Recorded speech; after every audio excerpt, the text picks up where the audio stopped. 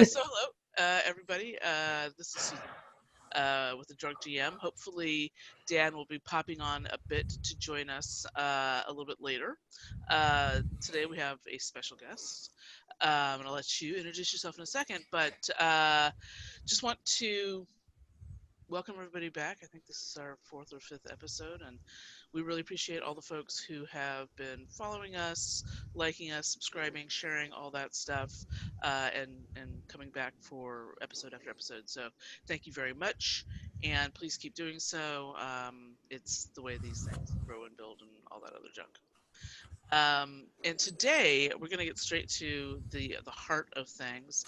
Our guest today is Scott, and it's one of those things like I don't 100% know how to pronounce your last name, so I'm going to take a shot at it. Is it Uhls? No. God, darn it! What is it? That's fine. It's well, we pronounce it Uhls, but like it's like a Germanic name, so I'm sure that we're even pronouncing it wrong. Right. So you guys just spell it wrong. Yeah, so right. Uhls, it would be, nah. Sorry. There's in the United States something like 480 of us. That's it. So for it to be like for people to have a way to pronounce it is fine. Yeah, nobody pronounces our last name right either, so. I believe it. Yeah, I believe it. all the time. Well, that's great. So why don't you sort of introduce yourself, just in the context of RPGs and sort of who you are in this world. Sure. So I'm Scott Uhls. I have made a game called Maximum Apocalypse, the RPG.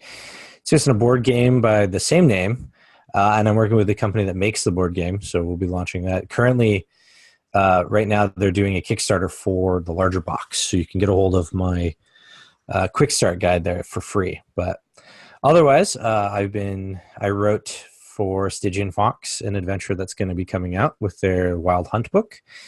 And then I've just run a bunch of games since like 2003 and stuff. It's weird to think like so for me, RPGs have been part of my life for 18 years, but I realized that like when I'm at cons, I meet guys who are like, I was gaming in 77 when the original Dungeons and Dragons came. And I'm like, what? They're like, I was playing war games before. And I'm like, whoa. I sat there at my ditto machine, cranking out copy after copy. There was at the last convention, there was a guy who was telling me stories about how he used to argue with Greg Stafford and then had like an argument with Gary Gygax at his table one time. Well, that's nice. And I was like, so he was the first rules player. Yeah, so he was a rules lawyer right off the bat. All right, nice. In the beginning, 1980 rules lawyer. The best kind. So what got you into gaming in the first place?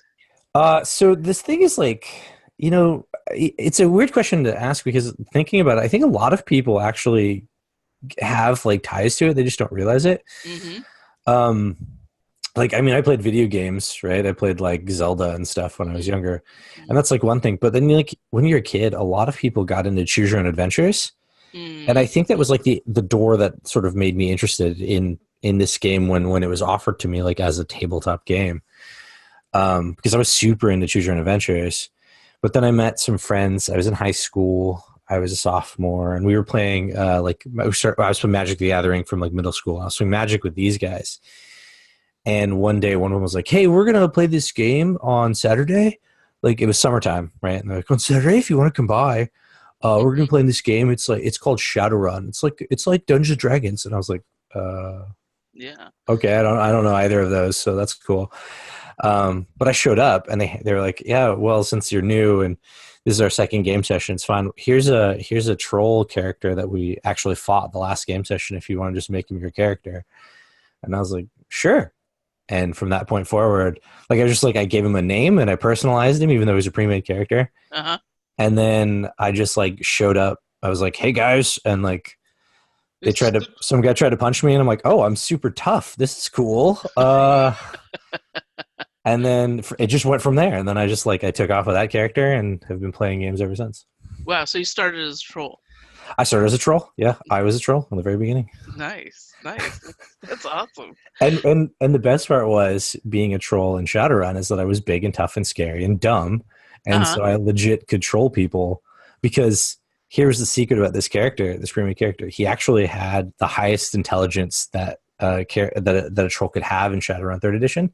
Uh-huh. He was like capped. They were capped at like 4, and he had 4. And so, and he had like some computer abilities. So he actually was like a super smart troll. Mm. But everyone expected him to be dumb, and so I just role played him as knowing that he was smart, but pretending to be dumb to get away with stuff. Right. Okay. Nice.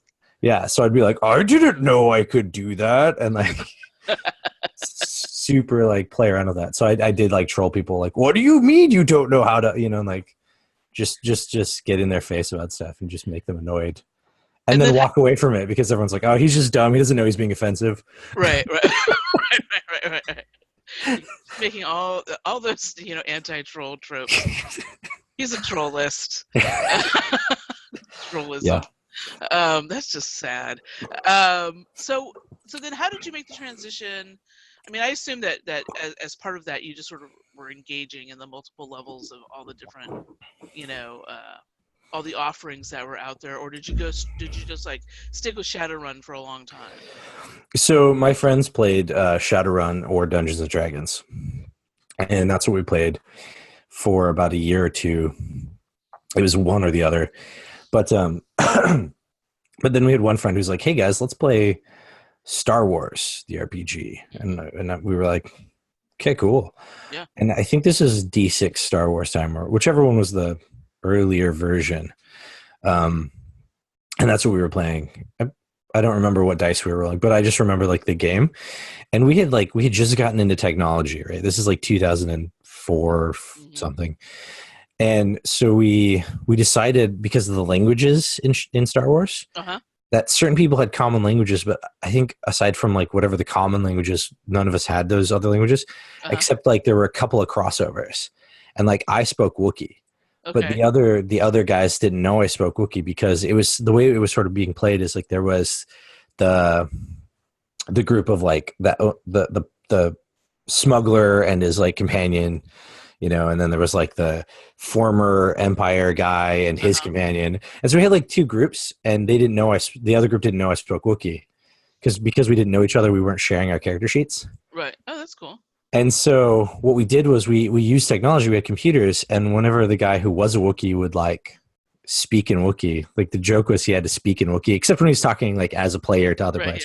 Yeah. But like when he was like a Wookiee, you had to be like, "Arr!" And he would like type in like AOL Instant Messenger what he'd said. And the other guy, right, would get it. Well, he was also secretly sending that same message to me, so I was like eavesdropping on their conversations. Oh, very cool. And the game master like was really into that, and we had a good time. We're using the tech. Yeah. Well, early uses of tech. Now we've just expanded so much. Right. Now people are not even in the same rooms. I know. It's weird. Isn't it crazy? Yeah. It's awesome. Well, I mean, I think I'm trying to decide. No, I had played online before I played Maximum Apocalypse, but I'd only played it a couple of times, and I think using Zoom with you the first time was so much smoother than what we had been using, which was the much reviled and justly so Google Hangouts. And I know that there are people out there who love it. Sorry, don't mean to hurt your feeling. But I mean, I'm usually like the voice of like reason and let's look at every side, but that sucked. I'm just saying right now. So if anyone's at home that sees this and they want to see what we're talking about, go to like if you find my channel, which is I think, man, what is it? Hero Studios Gaming, Mr. Hero 2020 or something. 2 E's. My playtest, Maximum Apocalypse playtest A1 was done with Google, and it's blurry images, and like one of the guys just keeps stuttering the whole time. Like, yeah. Well, we had, I think, I can't remember if it was Dan or somebody else, kept refusing to update his laptop. Like, for a long time. Because then it wouldn't talk to Google anymore. Yeah. Google! I had one player who was supposed to be a playtester who never made it to any of the sessions, because every time he would just get, like, not told that he couldn't make it. Like, it was just like, no, I can't, you can't connect to that. And I'm like, it's just Google. Right. Like, what? Yeah. Yeah. Yeah, that was the weirdest thing to me. It was like, it's Google. Like, if they can't figure it out, I think we're out Right. of luck. Right. So But then the how did people you at Zoom did. I love Zoom. So how did you transition from just sort of like regular player into writing games? Do you do other writing? Um, Yes. So writing actually has been I've been doing that longer than I've been playing RPGs. I started. I mean, like when I was a kid, I wrote random stuff. Like this is my family at the beach, but like all kids do.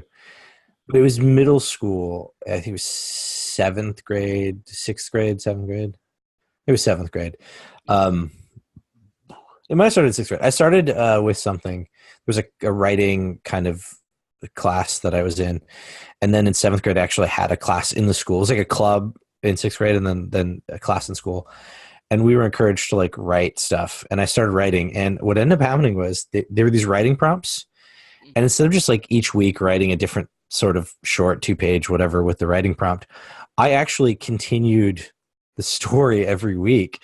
So every week when we got the writing prompt, I was like, cool, there's going to be another story in this grand universe of the Galactic Soldiers that's going to involve, Richard Nixon's face or something. Um, whatever the prompt was, uh-huh. and I would just tie it in. And so the teacher started sharing it because I needed background characters, right? I needed characters for the story. So I just pulled names from like my class. And so there were people that were essentially characters that were my classmates in my stories. Uh-huh. And so my teacher started sharing them with the class because people in the class were appearing in these stories as like Uh-huh. the Uh-huh. captain of the like, starship, and then like things like that. Um, and yeah, and they were in all kinds of different places. So Very uh, cool. so that's how it started. So I was doing that before I even got into the tabletop RPGs. But I think I ran my first game. It was like a D&D 3.5 module for my friends. I think I was a senior in high school. So it was like the year after I started Hmm. gaming stuff. Like, so, because I think it was between my sophomore and junior year that I started RPGs. And so it was like a year later, I ran a game of D&D for my friends and went, Right. okay, I can do this. Right. This is fine. Because I realized there's actually interesting, a very fine line between like being a writer and being a game master. I agree. And so I was like, oh, I can do this. I've been doing this for fun. Now Right. I'm doing Right. this where like other people get to be involved in the story. Right. Well, I'm going to do a little segue because we're both writers, Yeah.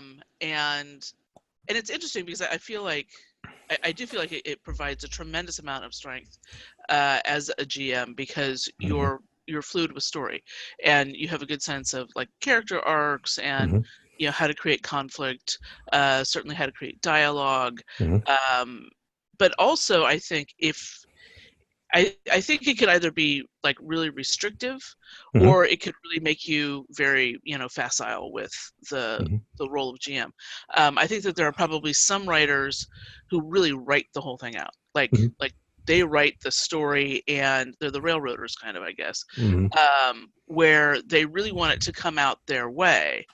Or at least really, really consistently with this world that they've created, Right. Right. Right. and with this plot line that they've very judiciously laid out.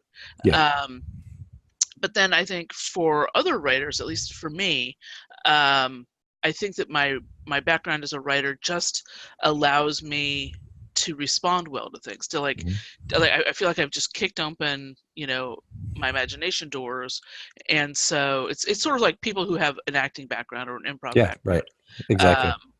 um, that which also helps, Mm-hmm. or people who just have the ability to be sort of responsive to things, as opposed to, oh, shoot, this is going off track, or oh, this is, you know this isn't what I had planned.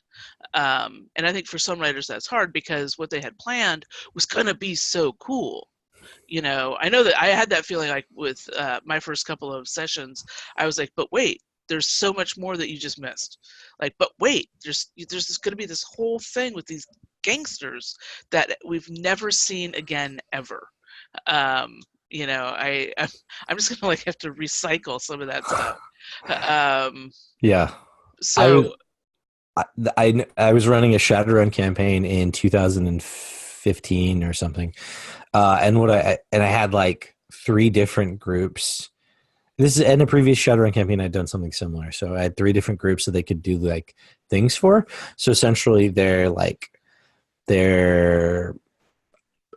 their ties to that group would grow as they went. But the problem was it was very much like a scale where if they did something for one group, the other two went down, right, and that kind of right, thing.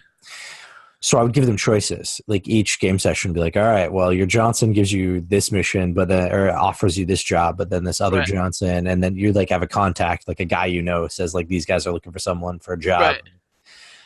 and I would like let them choose. Well, they consistently would choose like they actually would consistently choose like one set of jobs, and so they were only really building the one group. But I had the other jobs written out, right, and Right. so when they would choose, I was just like, all right, so those two are garbage. And so they were never sure like what was going on in the world as a whole because they weren't doing the other jobs. Hmm.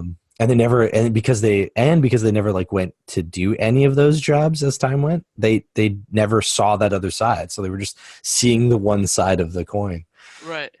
But yeah, it was just like well, I wrote them, so well, I'll use them Right. later, I guess.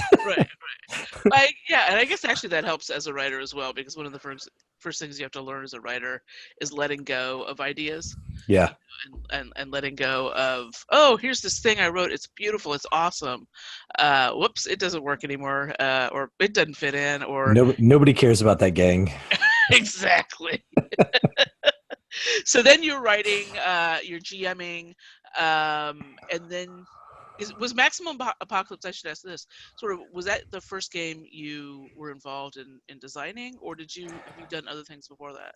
So the answer is yes and no. So Maximum Apocalypse is the first game that I've like really like designed since understanding how game designs worked. Okay. But I and after I had played many, many games, right? Because one of the things that made Maximum Apocalypse go so well in the development was that I had a lot of things to pull from, a lot of different places and games.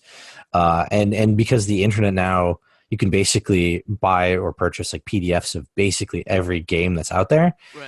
And if there isn't a game, like if it's out of print and there's no one selling it, you can still find it in archives and like places. So Hmm. there are ways to obtain essentially every game that has ever been made, Right. including even like all the way back to like Little Wars by H.G. Wells from like 1913. You can still get that. It's Yeah. online. Yeah. Yeah. Um, which, by the way, if you guys don't know, is like one of the first wargaming games ever made. I mean, the war games existed, but it was the first one that was like commercially popular. Right. But anyway, the you can find them. So Maximum Apocalypse was the first one I made after I was able to read a bunch of games or research and do like background. But in high school, I guess I was a freshman in college. My friends and I made a game called Wild Riders, and it's still somewhere. It's in a binder in like my mom's garage or Right. something. But it was basically like we kind of were building it off of like the 3.5 rules or whatever, but it was like a Western game because somebody was like, what we really need is a Western game. There's no Right. Western games. And Right. this was before like any of us knew that Deadlands existed. Right. Because it was like, 5 years or so after Deadlands came out, and the internet wasn't like a place you found games, right? You couldn't Right. just go buy it. You had to like go to your local game shop. And if they weren't carrying it, you didn't see it. Right. Um, and so, we didn't know it Which existed. is why D&D dominates, quite honestly. That is actually the main It's reason absolutely why. why it's so big. It's because it was so big for so long. Because it was the Yeah. only one people could get for so Right. long. Right. Um, but yeah, so I made one in high school, and it was. I mean, I could probably go back and tweak it now and make it actually something people want to play. But there are Western games now for people to play, so there's not really that Right. niche isn't really a thing anymore. Yeah. But yeah, That's a cool name. yeah. And we came to that decision after like doing a lot of really hard research at that time, like Hmm. what took like 3 times longer than it does now. And I Right. could just Google Wild Riders. Oh, none exist. Great. Um, yeah, but we had to like look and look and look, and we've decided that was a name that was acceptable, that wasn't like going to be copyrighted or Right. whatever. Yeah. The principle But yeah. The only thing I remember from that game was that like instead of races, we had like nationalities, and Okay. then and that like affected like everyone had like a positive and negative depending on nationality. So there's no like, oh, one is superior. They were all like there was a positive and negative to each of them. Right. Were they all Um, human? they were all humans, yeah, because Wild Riders took place in like an alternate post Civil War United States. Okay. So it's Deadlands, Yeah. uh, but um, but the other thing was the classes. Like one of them was a gunslinger class, and this was the one that took the longest time to write. That's why I remember it. Was because they had the special gunslinger ability where they could be like, and do like 6 shots in a turn or something. Wow. But then they were out of bullets. But the problem was to do that we had to slow down time. So when gunslingers went into like showdown mode or whatever, like Uh-huh. time slowed, and so they were the only ones that really acted. And other gunslingers could act in that same slowdown, that showdown time. Uh-huh. And so the gunslingers essentially have a shootout in front of everybody, Well, that's kind of cool. and So then everyone everybody, else, and then that time would end, and then everyone else would do their actions, right? that's kind of Um, cool. and so that's how we did that. But it meant that there was like this weird disjointedness to like combat. Hmm. Like the gunslinger, if they wanted to be like a normal, like involved in combat, they're just like pew pew pew Yeah, yeah. pew. But then like they're like, I'm gonna go into showdown and right. And then they'd be pretty vulnerable And then afterwards. they're out of bullets. Yeah, they're Right. like, oh crap, now what do I do? I love that. I love that. So you've been playing because the reason I ask is because I think particularly because I do a lot of Savage Worlds, Yeah. and one of the things that's brilliant about the folks at Pinnacle is the way that they kicked open the doors and said, "Hey, everybody, here's this great system. Play with it. Make your own settings. Do your own design. Blah blah blah." And so many people do it. Like, "Whoa, I'm going to do this!" And so there's a lot of great sort of fan created or just Hmm. player created stuff. Same thing with the folks who did Apocalypse World, right? And they created the sort of Hmm. PBTA model. And then they said, hey, just go for it, and so there is so much, and I think this is like, I'm fairly new to the hobby, and I think one of the things that's awesome is how, like, at the ground level, how generative and creative it is, and how Hmm. it like encourages people to make their own, and not just follow this one rigid set of books and rules, which I think is a little old school. uh, I mean, to be fair, that is exactly what like TSR did back in the day. Like if you essentially there were a lot of games that came out in the early days of this whole like thing, and Dungeons and Dragons, right? TSR, which is the name of right. the company, would just smash them. They would just Yeah. crush them or buy them, and, Hmm. and be like, nope, we are the ones who own this. And Yeah. that's where the story of like Chaosium and like RuneQuest and Call of Cthulhu come from, because they were like defiant in saying no thanks, we're gonna do this even though you don't want us to. Right. um and that's the whole reason why they even were a thing for a long time, is because they were the alternative that were not just giving in and being crushed by TSR. Yeah. That's what happened to games like Lackmar, which I think later became a thing that Pinnacle made into Yeah. their Yep. world, right? Yep. Definitely. Yeah, the original Lackmar was like, it was a game that then got crushed by TSR and then was just a part of the Dungeons and Dragons universe. Not And that's anymore. it. Right. Not anymore. Well, I think it's important, but then I think everybody. I have not yet tried to design a game, so I can say this with immunity. Um, Not everybody has the skills to do it, or the Correct. knowledge or the training. So there's got to Five be minutes, 5 minutes on Drive Through RPG, looking at the under $5 games, you'll know that not everyone has the skill to do it. right, right.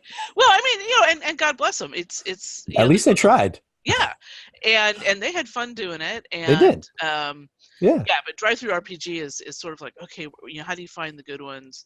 Um, and I'm, you know, really kind of trying to explore a lot of different types of games, so I spend quite a bit of time on there. So then you made the jump from sort of playing around, creating your own games, and then how did you? So tell me the story of Maximum Apocalypse, both what the game is and then how you Mhm. became involved with it. So I am apparently just a super backer on Kickstarter.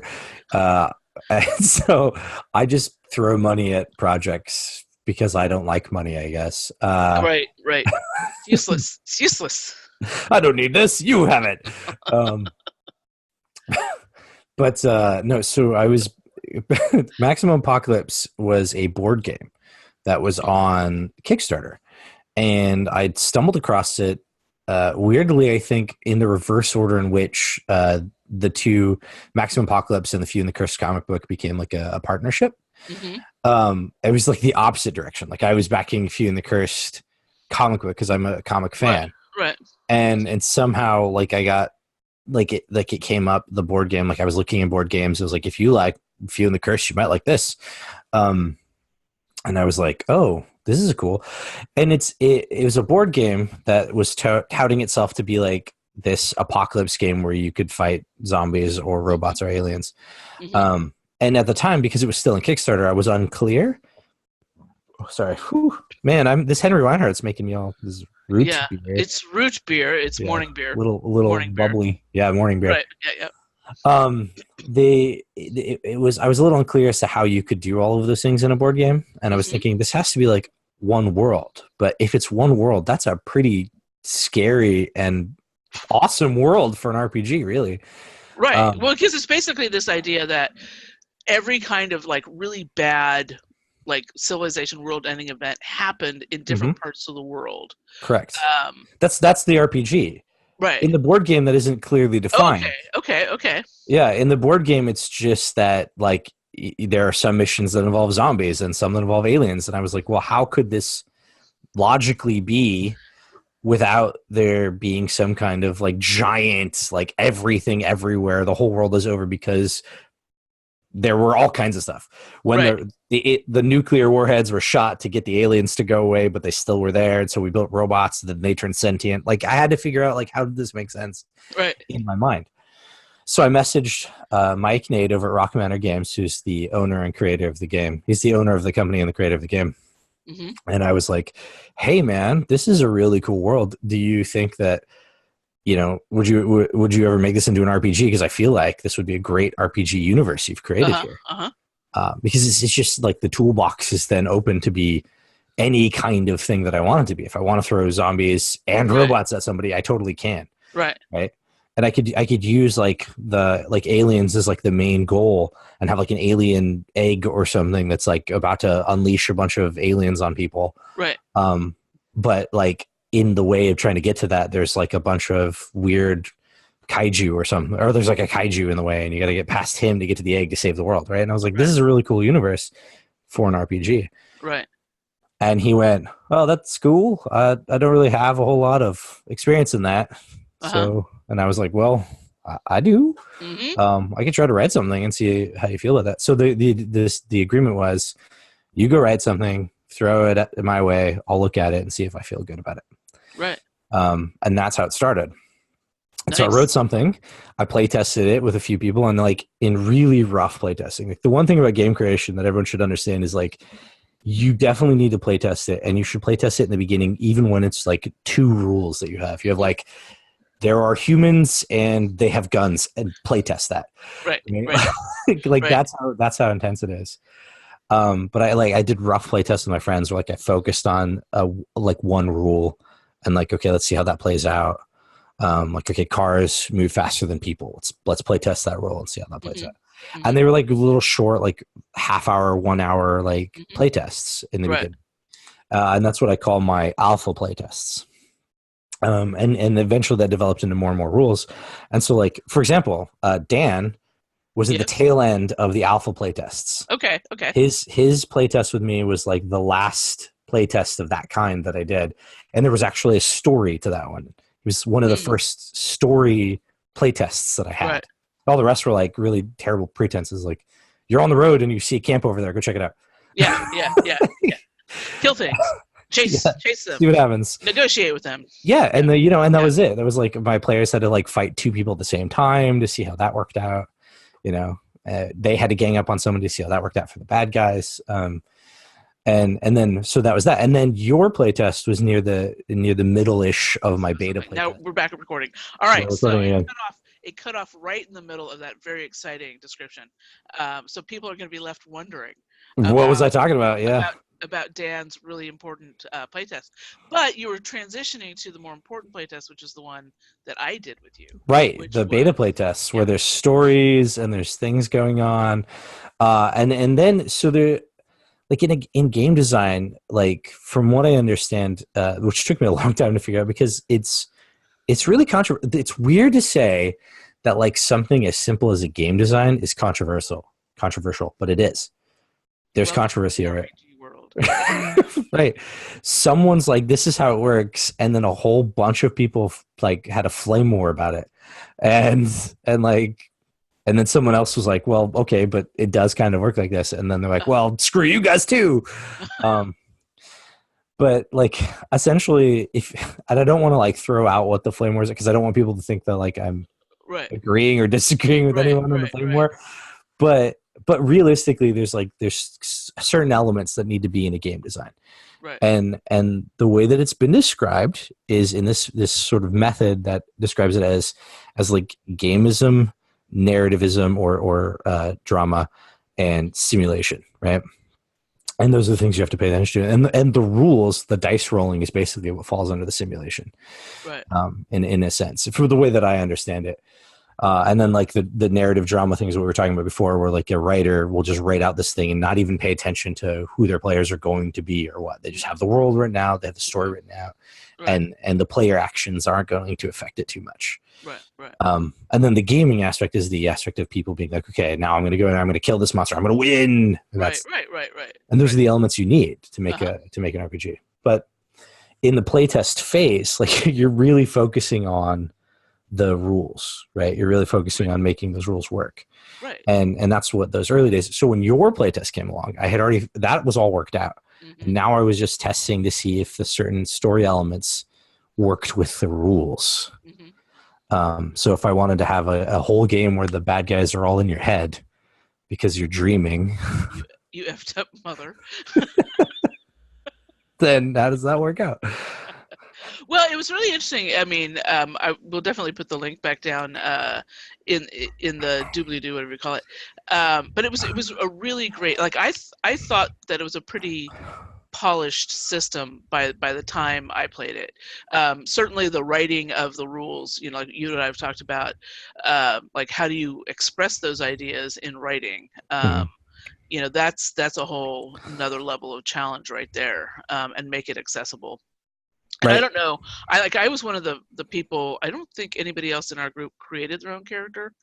Um, but I did the whole character I don't creation know that. Yeah, I don't know that anyone did.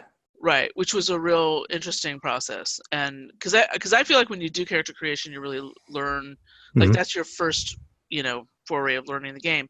And but then we played it, and I don't know if this was something you planned, but at first my character didn't go into the dream world. Like I did some really good rolling, and I'm just wandering around. You were just like, nope, not slipping into the dream place Yeah, now. nope, nope. And then you did something pretty smoothly that sort of forced me into it. And I'm like, okay, so apparently, and then I never left. To this day, you're still somewhere in the dream world. Those freaking clowns.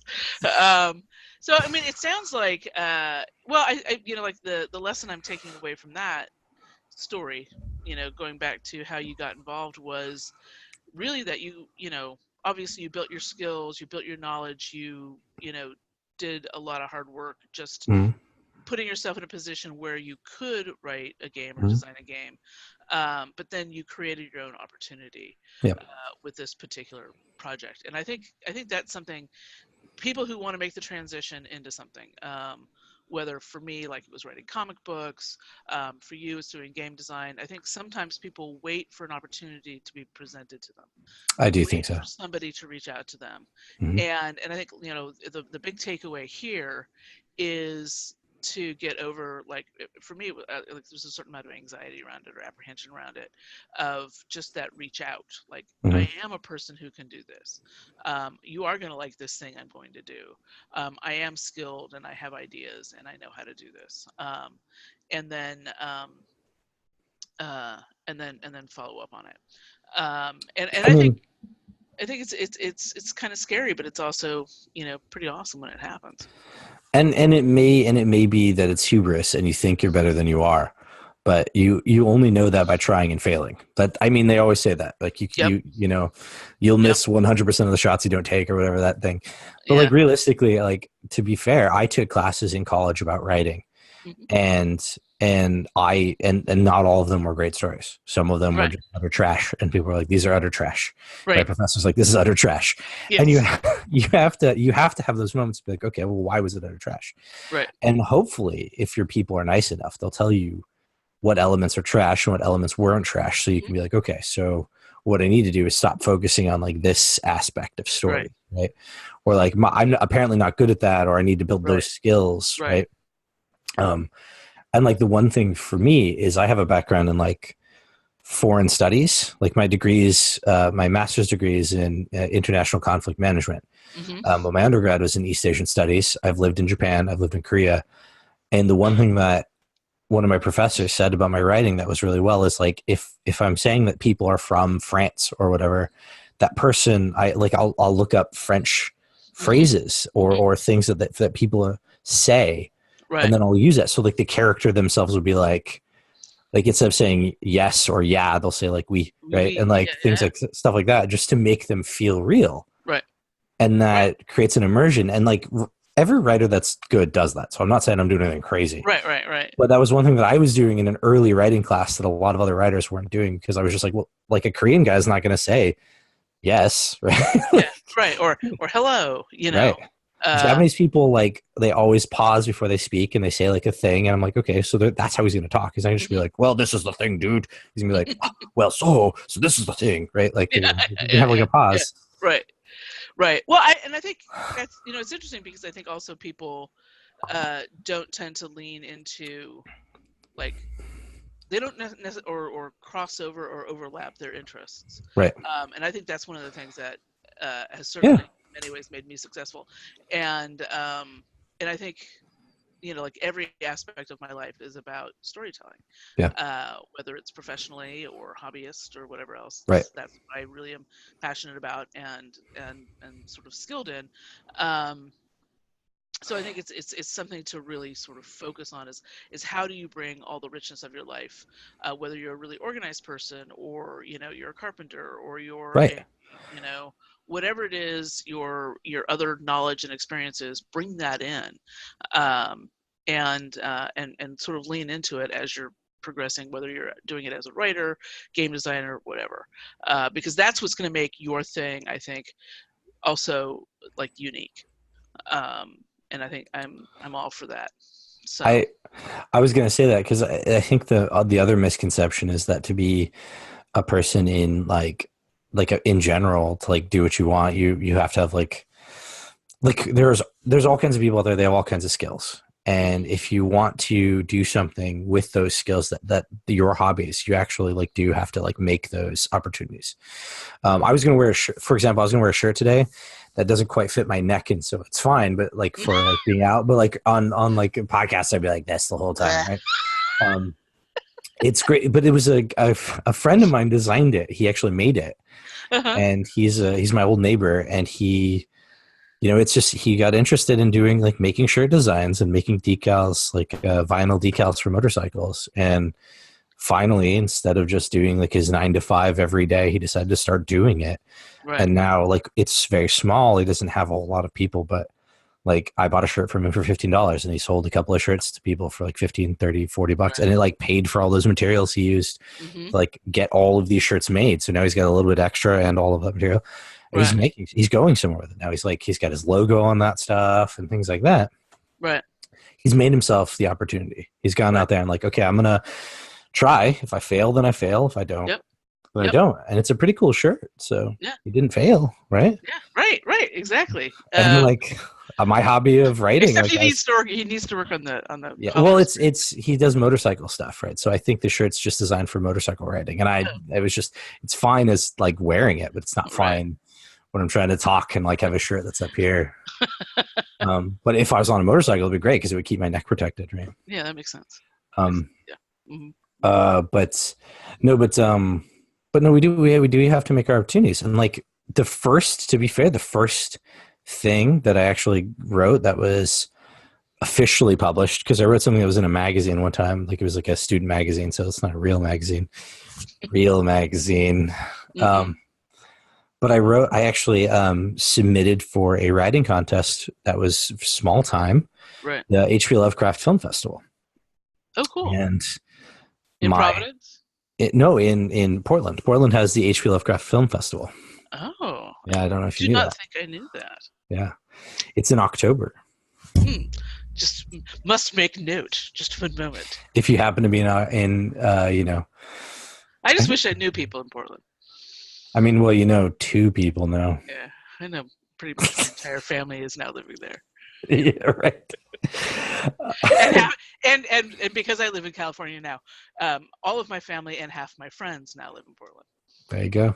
Yeah. So, so I wrote for that, and I submitted. I was like, well, I'm nothing may come of this, but it's story number 7 in the book that they Dang, made. So that is awesome. gotta That's try, awesome. and that's Take the opportunity. yeah. And like I said, it may be it may be hubris, right? I may say, oh, I'm really good at game design. Let me make something, and then like sent it to them, and they may have been like, this is utter and complete crap. Yeah, but it's not. So shut up. It isn't gonna be. Well, no, but that's like what they may have said. They didn't say that. Right, In fact, right. what they said was, huh, yeah, this looks like it could be really cool. Right. Let's see what people's feedback are. And like my feedback from my playtest was inching more and more positively. There are now, I will say, there will be trolls. There will be terrible people who Right, just right. hate your game, even Right. if it's awesome.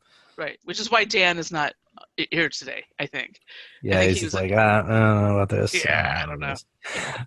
No, but there was a person who like, there's like, I had questions on my playtest questionnaire that I borrowed from some other source, and like one of the questions was like, how original is this game? And he put like 2. Like, would you buy this game again? Yes or no? Or would you, on a scale of 1 to 10, where do you rate your like buying this game or whatever? And he was like 1. I was like, Nice. oh man, Dude. ouch. Yeah. Just kick me lower. And then like in the like comment section, he was like, the game just wasn't that engaging. And I was like, Okay. Well, thank you very much. cool. I mean, I'll try better next time, but Right. no, and I will also say sometimes that feedback does, even negative feedback is helpful. Oh, I think it is. Because If it's constructive. I mean, if it makes sense. If it's something that moves you forward, like, where's the little rub, where's the little, edge. Mhm. And I'm actually looking forward to seeing it because I haven't seen it since I play tested it, which has been about 6 months now.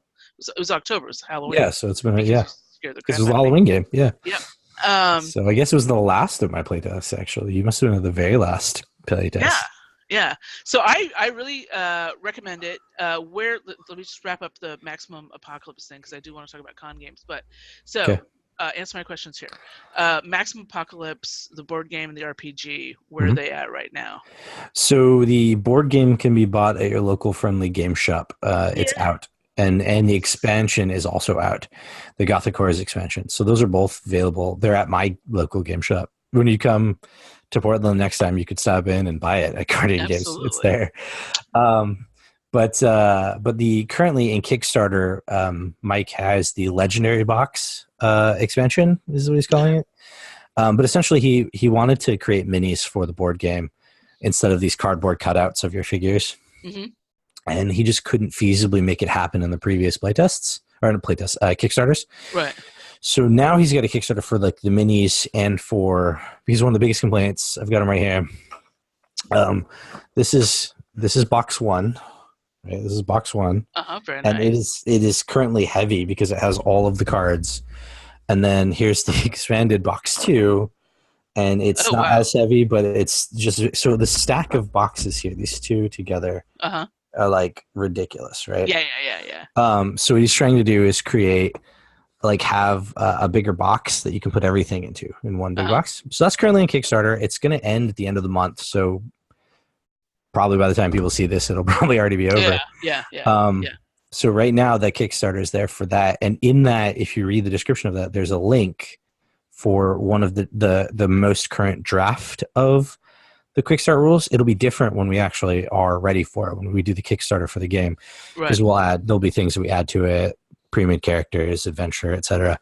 But like, there's the basic rules are available to download right now. Yeah. Well, when you do the Kickstarter for the RPG, Mhm. please let us know ahead of time because we would love to have you on and do a little launch promo thing for Yeah, that. for sure. I would just tell anybody who's out there watching, I really, really enjoyed the game. It was the first, I don't know what you call it, D100 game I've ever played. Percentile game, I don't know. Hmm. And I really enjoyed it because I was afraid that the crunch was going to get in the way of the story. And I can guarantee you that that was not the case at all. And in fact, it was in play, like Call of Cthulhu. It like where I also thought crunch was going to get in the way. It really didn't. Once you get the hang of that basic mechanic, then I think it, and also I think the amount that you call for rolls, Hmm. um, obviously impacts that. But I really, really enjoyed it. It's basically the players are all people who, for some reason or another, have survived their aspect of some apocalyptic event, whether it's the kaiju or the aliens or the zombies or the whatever. There's like 4 or 5 different cataclysms that have happened, and who are just Including basically trying to Cataclysm. survive. Yes, there you go. Trying to survive, and what I liked about it was it was engaging, and we had a really good group in that playtest that I did. But also for a genre that I think can tend to be very grim, I didn't find it. I found it like I found like there was a lot of dread involved. Like there was a lot of suspense, there was a lot of risk, there was a lot of tension, but it wasn't this unrelenting. The world is a really, really, really, really crappy, crappy, crappy place, and people are really, really crappy, crappy, crappy, crappy people. So both I've watched some of the playtests and then the one I did. I thought there was a really nice tonal balance to that that I don't see in a lot of the post-apocalyptic games. So big thumbs up for me. And here at the Drunk GM, we really just hope you do super well with that. And I know we're running a little long, but if I could take some more of your time, because one of the things I've also done with you is played a game of Call of Cthulhu, and It's I true. have It's been. Cthulhu on my shirt right now. There you go. I have been chicken. I'm going to just admit this to everybody in the world. I have been super chicken because I've wanted, like, I go to Comic Cons, right? Because I sell comic books, I write comic books. And I always walk by, and they happen in the evenings a lot, the tables full of people playing RPGs. And Yep. and I am just chicken to play. I guess in my mind I feel like, oh, those are like hardcore people. Those are people who all know the rules. Those are people who are really like locked into their system, and they're just gonna go meet with their friends. So what, because you host and GM con games, um, Correct. what's the truth? What's the truth about con games? Tell me. The Tell me truth everything. is you're actually 100% accurate, and no one should play con games. I'm just kidding. Uh, no, there is an element of that. You're right. There are a lot of people. Every con that I've ever done, there's been almost every time I've run a table, there's 2 people that at the table that know each other before Okay. sitting down at the table. So you're not super wrong. Okay. There is definitely an element of like people playing with their friends. Hmm. And to be fair, I played a game of Dungeons and Dragons at Rose City Comic Con at one of those weird ass tables that you were talking about. Did you really? I did. Where you felt like you just walked into somebody's living room and you're like, you're welcome here. Hi. I did. I was really confused. It was my first time playing 5th edition, Uh and huh. I had no idea what was going on with the new edition because I hadn't been paying attention since I hated 4th edition. Right. It just wasn't my game. I switched to Pathfinder during that time. Um, but Which is why Pathfinder exists. which is why it's exactly why Yeah. Pathfinder exists. But so no, so it was my first time playing 5th edition, and I sat down at the table and I was like, okay, I don't know anyone going on. It's really awkward and weird. And then my friend, whom you know, Dana, who was in the shooting party, Right. Right. um, she was also at Comic Con, and I texted her because I thought I saw her, And I texted her like beforehand. I was like, "Hey, Mhm. are you in line?" I thought she was like 3 people in front of me. At Rose City Comic Con, she's like, "No, we're Yeah. running late, but we're on our way there." I'm like, "Oh, you are coming? Well, I'm going to be playing D&D in the morning, so if you want to, they're like, I'll try to find you and say hi." Right. She came and sat down. She's like, "I'm playing D&D now Nice. with you," and so I had somebody at the table I knew. So actually, then I was like, "Oh, hey, I'm one of those guys. I have a friend at the Mhm. table." Mhm. Um, but con games are designed for people who've never played the system before to sit down and play. And it's supposed to be not scary. It's supposed to be an introduction to the game system. And if you have a halfway decent game master, then it's not going to be scary for the new person who's like, Right. I don't know the rules. So I'm like, well, here's the rules. And most of the companies make con games specifically for cons, and so they're designed to be a little bit more rules lighty, a little bit more like there's time design in the game adventure to like talk about how rules should work. Mhm. Mhm. Or in some cases, the game itself is designed around like certain aspects of the rules. Mhm. Like the shooting party Right. starts off with like alternative rules to like it starts off with the combat rules and then alternative initiative rules that no Right. one ever uses. Um, you know, Right. Right. they want to. So the games are designed for people who've never played before to experience it for the first time. Um, and so it shouldn't be intimidating. It should be a thing where you get to go. But to be fair, everyone is welcome at the table, which is a good thing and a Right. bad thing. How So, is it a bad thing? um, it's great. Like I've had people at my table who were like people who society might think was a little weird Mhm. or Mhm. strange, but they felt comfortable sitting down at my table and playing my game, and I never draw out those aspects that maybe other people might say like you have gray hair or something, whatever it Right. is. Right. I'm like, whatever, they're people, they want to play the game, let's play the Right. game, I don't care. Right. You have an extra eye in the middle of your forehead. Have a seat. Some people have a giant mole that looks like an extra eye in the middle of their It's forehead. true. That is true. Um, but the point is that like it is for someone who's not great at like being okay with different kinds of people, it's probably hard to be a con GM. But like I think if you're ever a person who wants to like put yourself on the line there to like get you to like be able to accept people who are Mhm. different, then being a con GM is one way to do that, because you're sort of like, I can't kick them out. They're Right. different. I have to accept it. And then you just relax and you're like, well, they're just people. They're just playing a game. And sometimes those people turn out to be like the best role players, Yeah. you know? Yeah. Yeah. Like, so No, I your fears are imagine. pointless and everyone's accepted and everyone's good at it. Right. Well, that's Yeah. cool. That's Yeah. cool. Well, I've always wanted to do it, uh, and again, I've had these preconceptions about, sort of and I think also because so many of them tend to be D&D.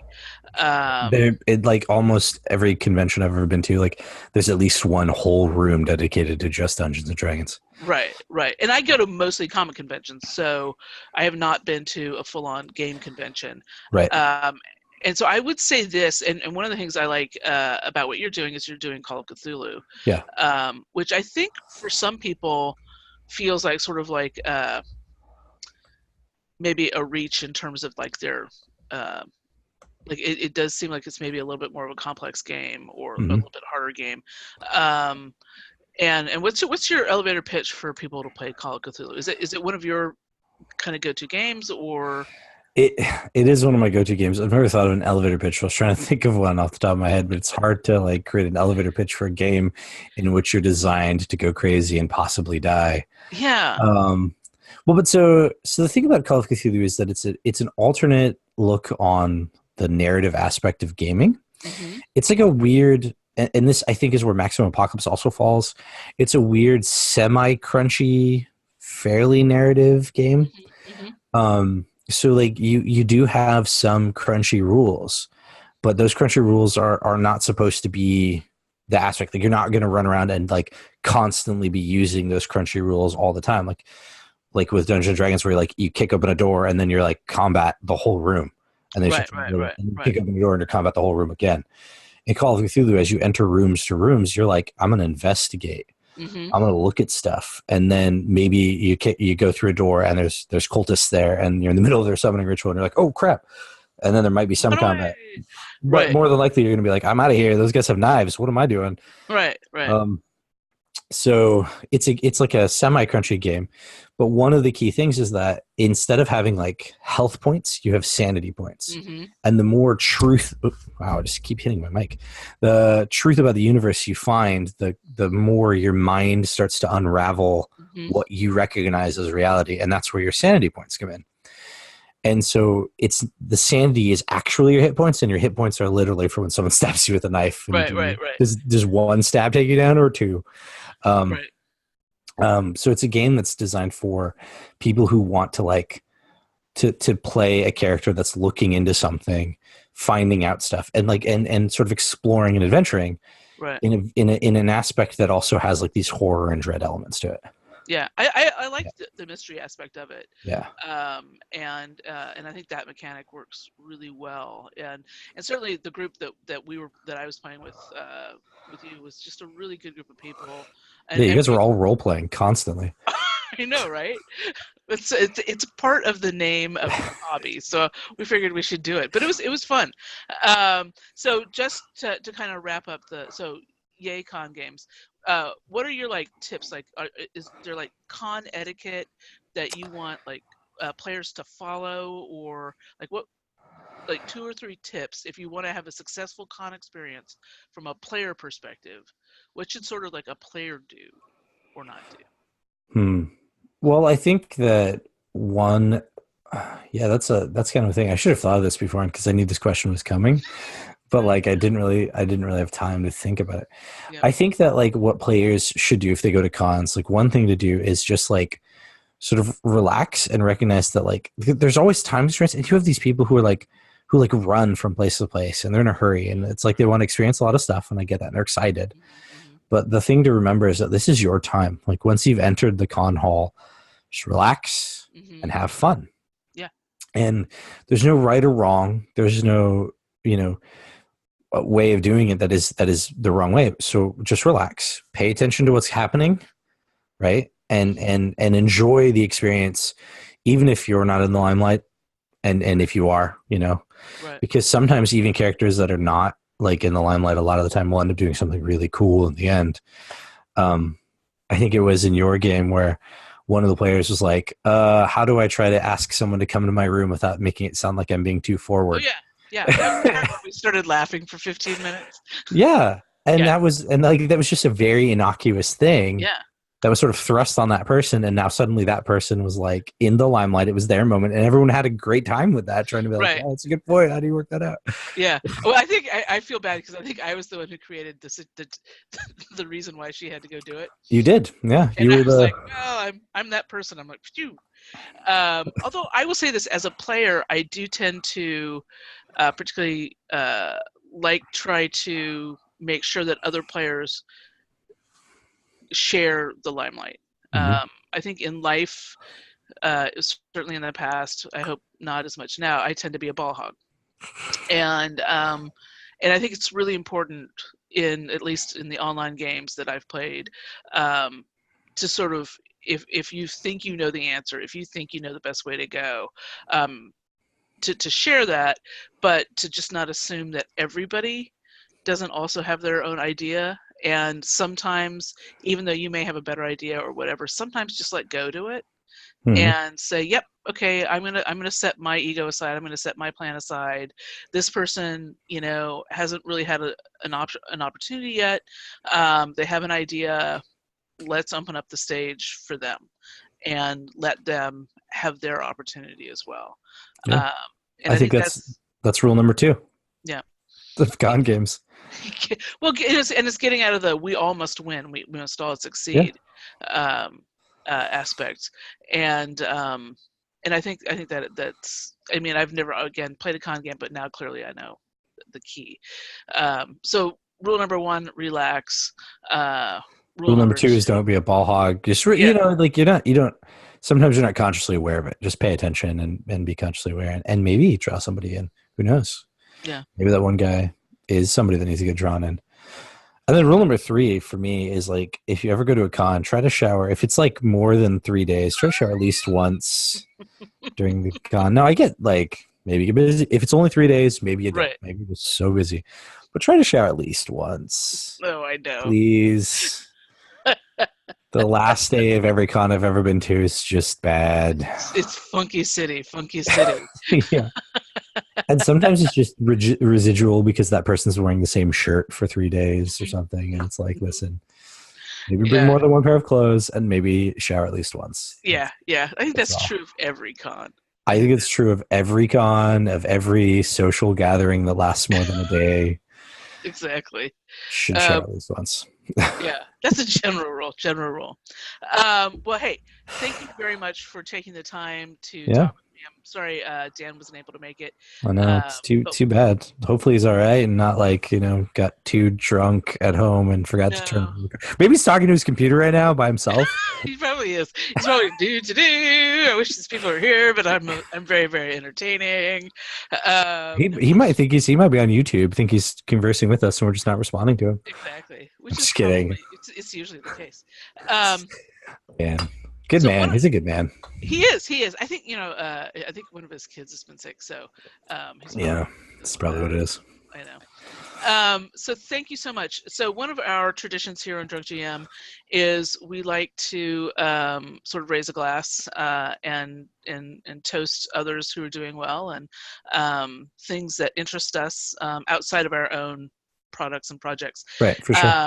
So one of the things I would like to raise a glass to is I recently started in my ability to reach out and do other things. I found some folks called, now I'm going to forget the name of it. It's Play by the Bay, a group of people who are meeting, I think it's every other Thursday at a place called Victory Point in Berkeley. And it's awesome. It's very specifically about people coming together to try indie and narrative games. Oh yeah, yeah. And doing a lot of one shots, a lot of different. I'm learning so much from these folks. So I would just like to raise a glass to the folks at Play by the Bay, the Victory Point, which is the cafe that hosts them, but also just sort of a broader toast to all of the folks out there in all of our communities who are creating these like real life, live opportunities to go explore different games. So here's to you guys. Yeah. Raise my glass. I agree to that. Yeah. Anybody that sort of pops to mind for you? Any new games or podcasts or videos? I interrupted you earlier today. You were watching a apparently charming and interesting video. Oh, that's just a lecture from somebody shared it in the Call of Cthulhu group. It's a lecture on like the sea people. But that's neither here nor there. That's like a lecture for some college group. But there you go. I mean, there's a lot of people on Kickstarter, but I don't know. I can't think of anything because I didn't know that was a tradition. Next time I'll be aware of it. Next time. I'll keep someone in mind. Put you on the spot to think of somebody other than just one. But I mean, like I actually, now that I'm thinking, I have thought of one because it just came to me while I was about to say that there's nobody. This is the token, if you can see it, for the Shadowrun Turnshire group. Yep. It's the Portland Shadowrun Missions group. They've recently had a bit of trouble with Catalyst, and they pretty much separated themselves. Essentially, the way that it boils down is the guys here in Portland are very much accepting of different kinds of people and very protective of people who are being harassed by other people. And so I want to raise a glass to those guys who are putting the guys and gals and everyone in between who are putting forth the effort to make sure that everyone feels comfortable and accepted at their games and that nobody feels uncomfortable because of someone being inappropriate towards them. So to those people, hell yeah, that's my glass. That's right. Thank you very much. All right. Well, we will have you on again. You have been awesome, engaging. We want to thank all of our supporters, the Patreons who support the channel. You guys, are really kind of carrying the load here, honestly. So doobly doo. We'll put in some links to the Maximum Apocalypse website and all the information people need to know to track that down. And I noticed you dropped a little tickler in there that you're doing another game for something called Stygian Fox, and we are gonna hold on to that, and that's gonna be a teaser for the next time we have you on. Okay. So thank you very much, Scott. Dan, feel better, and peace out.